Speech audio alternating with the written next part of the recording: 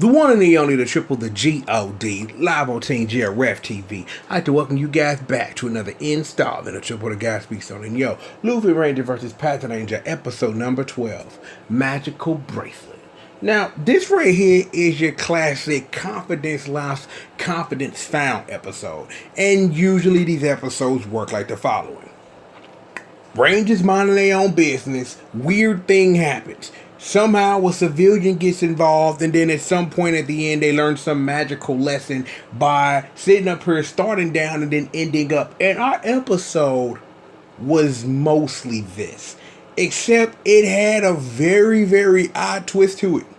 Is that the little boy in the episode, he trying to run like Forrest Gump, trying to get his run on, but he's not fast enough. And then you find out in the middle of the episode that the reason why he can't run fast is because he's weighed down because the girl he likes was blessed by the horse-based god. This indeed makes him sad, and she's kind of sad because she's losing her confidence too, because the horse-based god blessed you with the power of being a cripple. You can't quite get down the stairs, and he's worried about her because I like her and I want to inspire her to do anything, but I'm running slow because I'm thinking about her. This all gets really entwined at some point with the monster of the day. And Tuma going back on some throwback stuff with I about a book that they read once, and then problem is solved.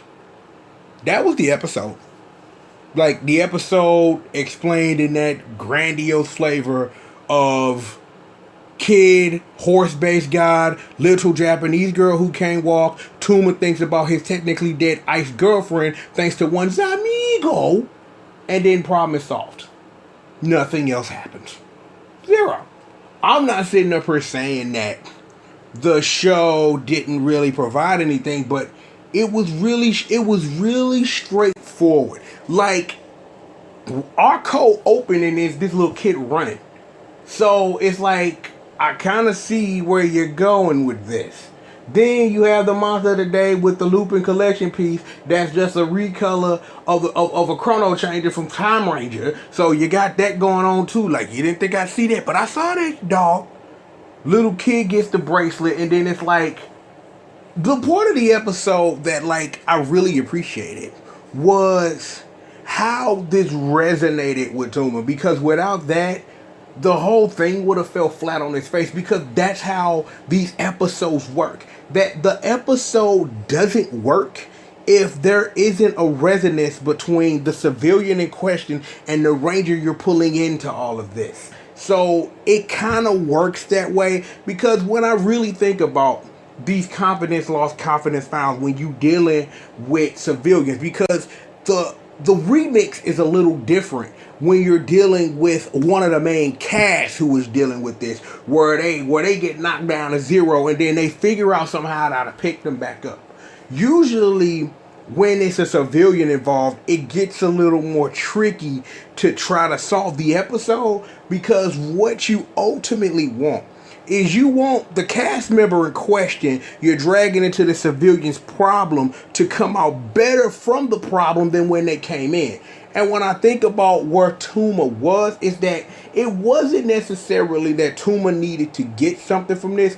It just gave him a chance to really think about Aya in a positive way, which then ultimately helps fuel your quest to get the Lupin collection pieces back. So in that instance, yeah, he left a little bit better than he came in. The kid ran fast. It's like, you understand that, confidence is built by doing.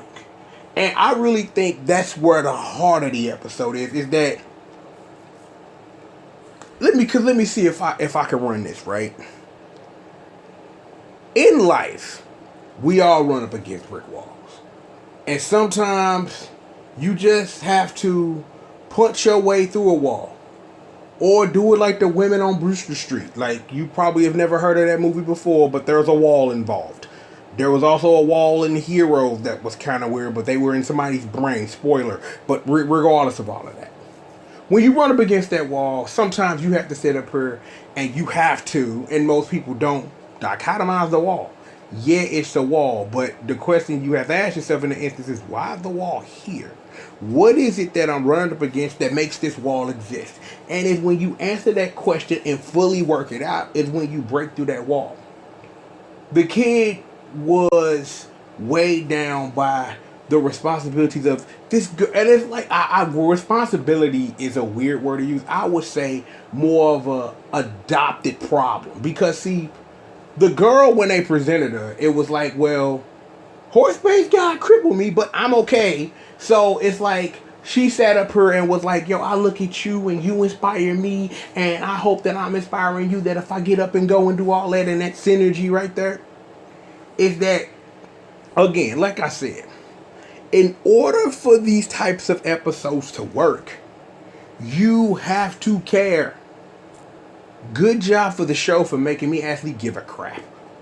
Because, see, I could have came in this episode and been, okay, this is what it is. No, because I try, even if I wasn't reviewing these shows, and I talk about this a lot, even if I wasn't reviewing for these shows, I try to come into episodes with a blank slate as much as I can to give them the opportunity to tell the story they want to tell without me being bagged down by anything. And the show really got me into it, especially near the end, because it was at some point you figured out Tuma switched the things, and it was going to be that you have the confidence to do this yourself, to just get up and go.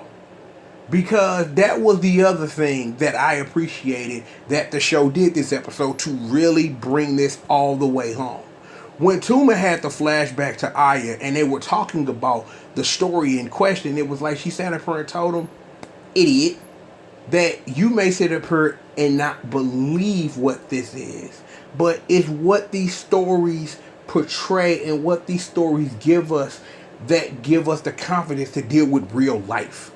And that's what stories have the power to do. True stories, true works of art, inspire us in ways that other things can't. That by looking through the lens of another, you can see things in ways you have never seen them before. And I really think that and that's what I got from it. So if that's what I got from it, then the show succeeded in exactly what it wanted to do by making me care about the problem. Now, the immediate problem is not the gauntlet throwing bombs everywhere. The problem is this kid has a confidence issue.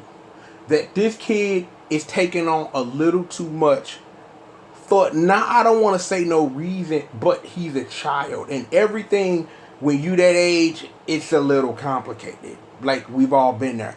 That I think about when I was his age.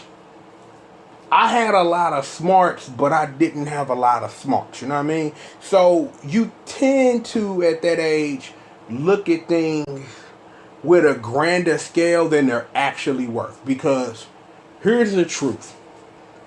That girl he's sitting up here running for now will still be a cripple. Still blessed by horse based. But somebody will give her the confidence and move on, because that's what happens.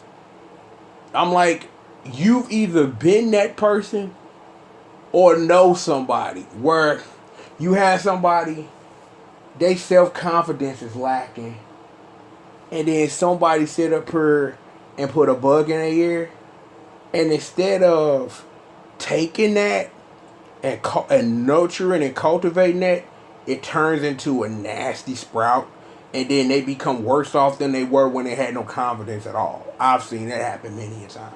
I'm not sitting up here saying that, because at this point, it's what if. It's what if for the sake of combo. You know what I'm saying? But in this moment, in this time, this is what matters to this kid. That this girl I like has been blessed by the horse-based God to be a cripple for the rest of her career.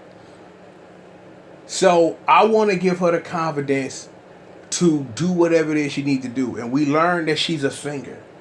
I do wonder if the show is going to revisit these characters. I really think that the kid had an effect on Tuma, because, again, it reminded him why that maybe I should be a little less cynical. That, I am a costume superhero that fights monsters and then steals things back from them so I can make a wish to bring back my dead girlfriend who was frozen by that boy's amigo.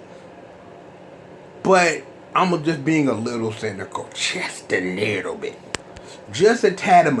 Just putting that out there. Again, let me say this.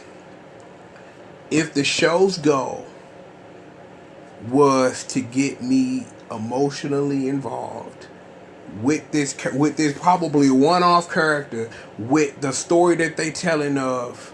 I need to rebuild my confidence that I can be faster and that I don't need to let the weight of the world slow me down. The show has succeeded. This episode didn't do nothing else.